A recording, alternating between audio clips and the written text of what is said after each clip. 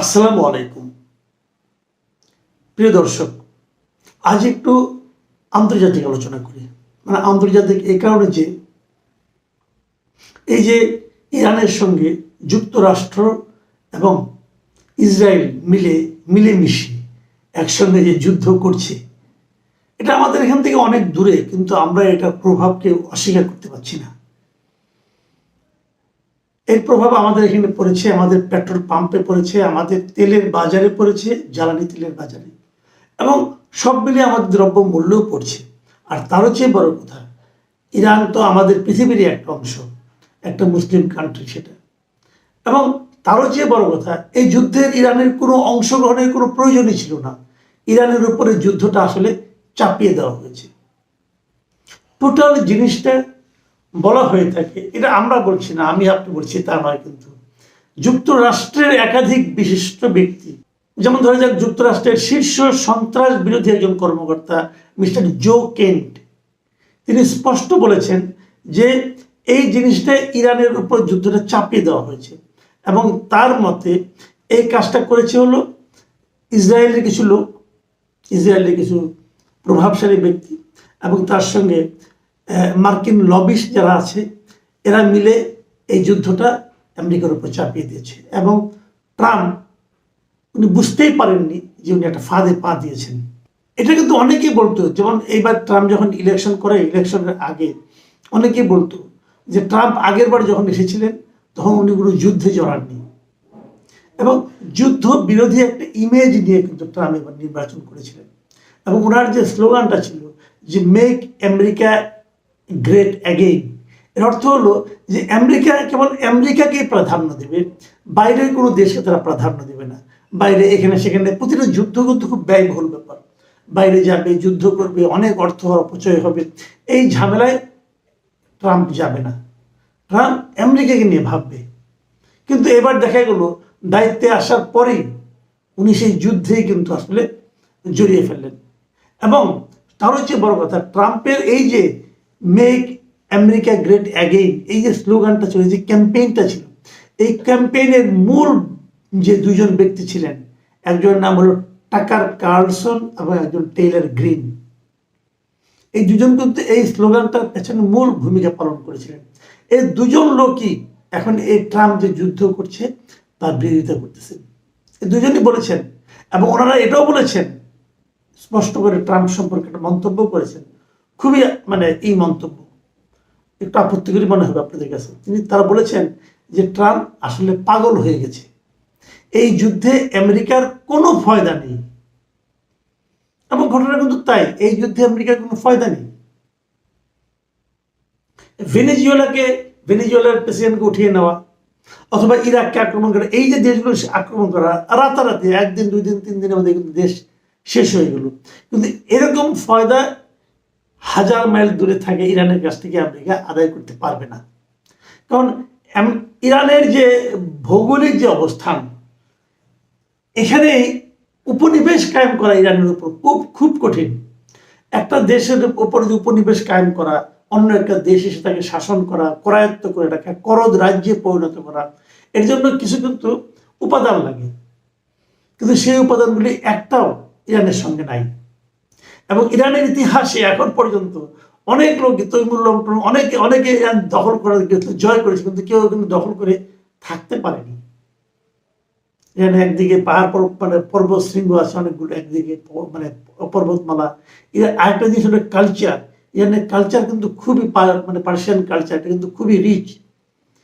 Culturally যে দেশ খুব সমৃদ্ধ হয় তাকে পদানত করে রাখা কিন্তু খুব কঠিন। এবং এখান থেকে আমেরিকা তাহলে কি গেইন করবে? কিছু গেইন করার নাই আমেরিকা। তাহলে আমেরিকা এটা করছে কেন? অনেকে বলছে যে ইসরায়েলের পাকে পড়ে কাজটা করছে। আপনারা জানেন ট্রাম্পের মেয়ের জামাই কিন্তু কুশনার, সে কিন্তু ইহুদি, এবং তারও এখানে একটা বড় প্রভাব আছে এখানে যুক্ত হওয়ার ক্ষেত্রে। ট্রাম্পের এখন বড় ঝামেলা যেটা, পুরো ইউরোপ এখন বড় ঝামেলা যেটা পড়েছে ট্রাম্প সহ, এটা হলো গিয়ে তেলের দাম।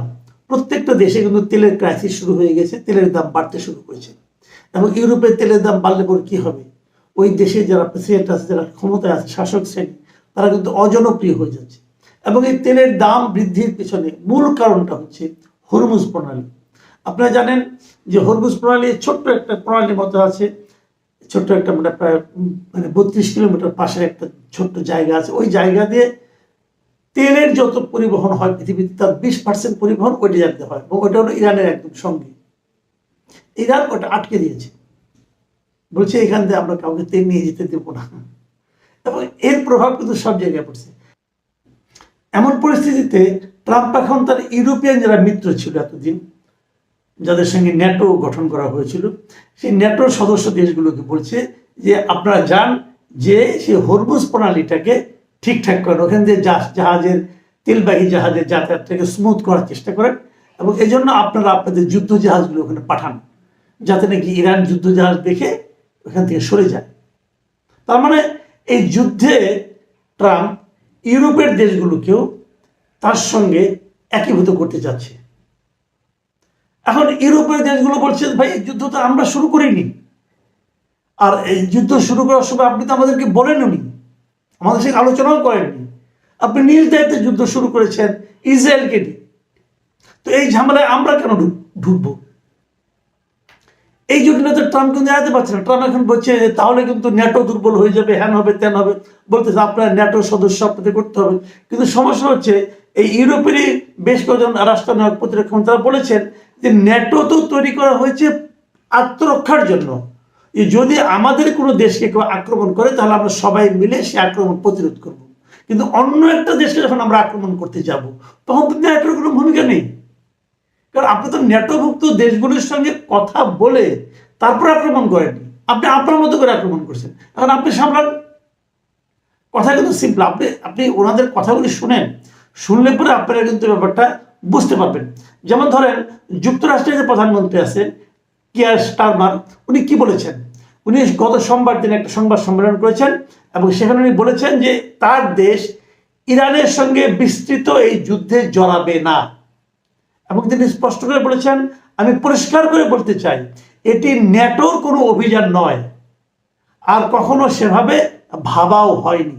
তার মানে যুক্তরাজ্য মানে ইউকে, ব্রিটেনকে, ইংল্যান্ডকে আর কি যুক্তরাষ্ট্র তার সঙ্গে পাচ্ছে না। জার্মানির প্রতিরক্ষামন্ত্রী কি বলেছেন? জার্মানির প্রতিরক্ষামন্ত্রী বরিস পিস্টেরিয়াস বলেছেন যে এটি আমাদের যুদ্ধ নয়, আমরা এটি শুরু করিনি। ক্লিয়ার?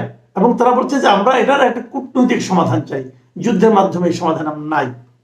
আর যুক্তরাজ্যের সাবেক প্রতিরক্ষা প্রধান নিক কার্টার, তিনি বিবিসি রেডিওকে এক সাক্ষাৎকারে বলেছেন যে ন্যাটো একটি রক্ষণাত্মক জোট হিসেবে তৈরি হয়েছিল, এর প্রতিটি ধারা আত্মরক্ষার জন্যই, এটি এমন কোনো জোট নয় যে একটি দেশ নিজের ইচ্ছায় যুদ্ধে যাবে এবং বাকিদের তা অনুসরণ করতে বাধ্য করবে। সিম্পল। কিন্তু তার মানে যুক্তরাষ্ট্র মানে ট্রাম্প এখন ন্যাটোর কাছ থেকে যে সাহায্যটা চাচ্ছে ন্যাটো সেটা দেবে না, ট্রাম্প করবেটা কি? আরো দেখেন আয়ারল্যান্ডের প্রধানমন্ত্রীর সঙ্গে কদিন আগে ট্রাম্পের একটা মিটিং হয়েছে, সেই মিটিং থেকে বের হয়ে এসে আয়ারল্যান্ডের প্রধানমন্ত্রী বলছে এটি আমাদের যুদ্ধ নয়, আমরা এই যুদ্ধে নেই। ইতালির পররাষ্ট্রমন্ত্রী আন্তোনিও তাজনিও বলেছেন আমরা হরমুজ প্রণালীতে সামরিক অভিযানে যুক্ত নই। ইতালি, ফ্রান্স বা অন্য কোনো ইউরোপীয় দেশ হরমুজ প্রণালী দিয়ে জোর করে জাহাজ চলাচল নিশ্চিত করতে যুদ্ধ জাহাজ পাঠানোর প্রস্তাব দেয়নি। পোল্যান্ড কি বলেছে? পোল্যান্ডের পররাষ্ট্রমন্ত্রী রডোস্লাভ সিকোরস্কি বলেছেন যে তার দেশের নেতারা ইরানের বিরুদ্ধে যুদ্ধে বাহিনী পাঠানোর বিষয়টি নাকচ করে দিয়েছেন। আর হরমুজ প্রণালী নিয়ে তিনি বলেছেন যে সরকারের ভিতরে এই বিষয়ে এখনো কোনো আলোচনা হয়নি। তাহলে দাঁড়ালোটা কি? দাঁড়ালো হলো এই ট্রাম্প বলেছিল না যে মেক আমেরিকা গ্রেট অ্যাগেইন, উনি মেক আমেরিকা গ্রেট না করে আমেরিকাকে উনি অ্যালোন করে দিয়েছেন। He made America alone, America এখন একা হয়ে গেছে। তারপরে আমি বলি, তারপরেও আমেরিকার যে শক্তিবক্তা তার সঙ্গে ইসরায়েলের যে শক্তি সব মিলিয়ে হয়তো তারা এই যুদ্ধে জিততেও পারে, তাদের অনেক দিন শক্তি। ইরান কতদিন তাদেরকে প্রতিরোধ করবে এটা বলা বড় কঠিন। কিন্তু ইসরায়েলের ভেতরেও কিন্তু এটা নিয়ে নানা ধরনের আলোচনা চলছে। জনগণ ইসরায়েলের মধ্যে বিক্ষুব্ধ হয়ে উঠেছে, কারণ ইরানের যে মানে যে সমস্ত সেলগুলো যেগুলো যে সমস্ত আক্রমণগুলি ইসরায়েলের উপর চলছে, ইসরায়েলও কিন্তু অনেকটা ধ্বংসস্তূপে পরিণত হচ্ছে অনেকগুলি নগরে ইসরায়েলের। কাজে ইসরায়েলের সাধারণ মানুষ এই যুদ্ধকে চাচ্ছে না। এবং একটা বেসিক প্রশ্ন, আপনারা একটু যারা পড়াশোনা করছেন এবং জানেন, বিভিন্ন পত্রপত্রিকা দেখেন, একটু খোঁজ নিয়ে দেখেন, একটা প্রশ্ন মাথায় নেন যে যুদ্ধটা কেন অবধারিত ছিল? কেউ বলতে পারবেন না। ইরান এমন কি করেছিল যে কারণে ইরানকে আক্রমণ করতে হবে? কেউ বলতে পারবে না। ইরান কারোর জন্য হুমকি ছিল? সেটাও বলতে পারবে না।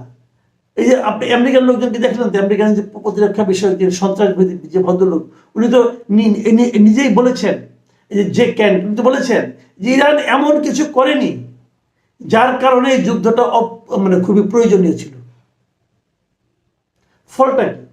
ট্রাম্প মাঝে মাঝে সংবাদ সম্মেলন করতেছেন, করে বলতেছেন আমরা যুদ্ধে জিতে গেছি, আমরা যে কোনো সময় ইরানকে শেষ করে দিতে পারি, অমুক করতে পারি, তমুক করতে, মানে তার মানে কথার ফুল। আপনি দেখবেন, আপনার যদি সোশ্যাল মিডিয়ায় যান, দেখবেন ট্রাম্প না রকম বক্তব্য দিচ্ছে, সেই বক্তব্যগুলো কিন্তু রিল আকারে বেরোচ্ছে এবং প্রত্যেকটা ফানি, খুবই ফানি। ওনার কথাবার্তা খুবই এলোমেলো হয়ে গেছে, মেয়ে লোকটার বয়স হয়েছে এবং কথাবার্তা কিন্তু খুবই এলোমেলো হয়ে গেছে। উনি কিন্তু কথাবার্তার মধ্যে কোনো ধারাবাহিকতা রাখতে পারছেন না। এই বলতেছেন আমরা যুদ্ধে জিতে গেছি। আপনি যদি জিতেই থাকেন, তাহলে আবার ইউরোপিয়ানদের হাতে পেয়ে ধরতেছেন কেন যে আপনারা আসেন? এটা এটা একটা কমন সেন্সের ব্যাপার না? যদি আপনি যুদ্ধে জিতেই গিয়ে থাকেন, তাহলে ইউরোপিয়ানদের হাতে পেয়ে ধরছেন কেন? তারা একজন দুজনকে লোক মারতেছে। এর মধ্যে দেখলাম ইসরায়েল আবার ঘোষণা করছে যে এখন ইরানের যে কোনো শীর্ষস্থানীয় অথবা উচ্চপদস্থ কোনো কর্মকর্তাকে মারার জন্য কোনো পারমিশন লাগবে না, মেরে ফেললে হবে। মানে কতটা বেপরোয়া তারা হয়ে গেছে। কিন্তু সমস্যাটা হচ্ছে ইরানের স্ট্রাকচারটা এমন, একজনকে মারতেছে, আরেকজন নিচ থেকে উঠে আসতেছে। ইরানের পররাষ্ট্রমন্ত্রী বলেছেন ওদের যে আমাদের এটাই ফরম্যাট, আপনি কয়জনকে মারবেন মারেন, মারার পর আরেকজন দেখবেন ওই দায়িত্ব নিচ্ছে। কেউ কোনো ভ্যাকুয়াম, কোনো শূন্যতা তৈরি হবে না। এই যখন দেশের অবস্থা এবং সেদের দেশের মানুষের মধ্যে এত দেশপ্রেম, সেই দেশকে জয় করা আসলেই কঠিন। কিন্তু যে প্রসঙ্গটা সবচেয়ে গুরুত্বপূর্ণ, যে এই সময়ে একটা দেশের উপর এরকম আক্রমণ চালানোটা ঠিক কিনা। আমেরিকা যে কাজটা করেছে, প্রথম যে কাজটা করেছে এই যুদ্ধের মধ্যে, যে আমেরিকান যে বোমা এসে একটা স্কুলে পড়লো, 165 জন শিশু, গার্লস স্কুলের 165 জন শিশু নিহত হলো, এটার কোনো ব্যাখ্যা কিন্তু ট্রাম্প এখনো দিতে পারছে না। আপনি যুদ্ধ করবেন করেন, কিন্তু নিরপরাধ শিশুদের কেন হত্যা করবেন? আমরা একটা সত্যি কথা বলতে গিয়ে আমেরিকার ইতিহাসে ট্রাম্পের মতো এরকম যুদ্ধবাজ, উন্মাদ, মানে পাগল লোক বোধ প্রেসিডেন্ট আর কখনো হয়নি। এখন উনি এটাকে কত দূর নিয়ে যাবেন, শেষ পর্যন্ত কি করবেন? কালকে দেখলাম যে উনি এখন কিউবা দখল করতে চান। তো এগুলো ওনার অনেক শক্তি আছে, ওনার অনেক পাওয়ার আছে। সেই পাওয়ার তিনি করবেন, হয়তো বা করবেন কি করবেন না, পারবেন কি পারবেন না, সেটা হয়তো সময় দেখা যাবে। কিন্তু মানুষের তো একটা মানবিকতা বলতে একটা ব্যাপার আছে। মানুষের তো একটা চিন্তা ভাবনা থাকে। আমরা হয়তো সাধারণ মানুষ, আমরা ছোট দেশ, আমরা হয়তো অতটা বলতেও পারি না, কিন্তু আমাদের মতো মানুষের তো একটা ঘৃণা বলতে একটা ব্যাপার আছে, ভালোবাসা বলতে একটা ব্যাপার আছে। ট্রাম্পের এই পাগলামি এই সারা দুনিয়াকে আমি মনে করি এখন একটা হুমকির মুখে ফেলে দিয়েছে। একই সঙ্গে যারা যুক্তরাষ্ট্রে আছেন, আমাদেরও লোকজন প্রচুর আছেন, আপনাদেরও আছেন, আলাপ করে দেখবেন, সাধারণ নাগরিকরা কিন্তু এটা পছন্দ করছে না। দক্ষিণ কোরিয়ার সঙ্গে তারা বলছে এখান থেকে তারা জাহাজ পাঠাবে। দক্ষিণ কোরিয়ার মধ্যে এটা নিয়ে কিন্তু প্রতিবাদ হচ্ছে, পৃথিবীর সর্বত্র প্রতিবাদ হচ্ছে। এবং তারও যে বড় কথা, যে কথাটা বলে আমি আলোচনাটা শেষ করতে চাই, শেষ পর্যন্ত কি হবে জানি না, কিন্তু শেষ পর্যন্ত ইরান যদি এই যুদ্ধে টিকে যায়, যদি টিকে যায়, মনে রাখবেন আরব যে আশেপাশের দেশগুলি যারা আছে, আরব শেখরাই তো রাজত্ব করে, এবং সে রাজত্ব তাদের হলো রাজতন্ত্র। এই রাজতন্ত্রের উপর কিন্তু একটা বড় ধরনের হুমকি আসে দাঁড়াবে। কি ইউএই, কি ওমান, বাহরাইন, যেগুলি বলছেন, সৌদি আরব, এই সব রাজতন্ত্রের মধ্যে কিন্তু দেখবেন একটা বড় হুমকি আসবে। কাতার, কুয়েত সবই এক। এই রাজতন্ত্র কিন্তু ইসলামও সাপোর্ট করে না, কিন্তু তারা এগুলি আমেরিকার সাপোর্ট নিয়ে, আমেরিকার সমর্থন নিয়ে তারা এগুলি চালাচ্ছিল, এবং এগুলি আলটিমেটলি কতটুকু টিকবে সামনের দিনে বড় বড় কঠিন। প্রিয় দর্শক, এখন এ পর্যন্তই। আল্লাহ হাফেজ।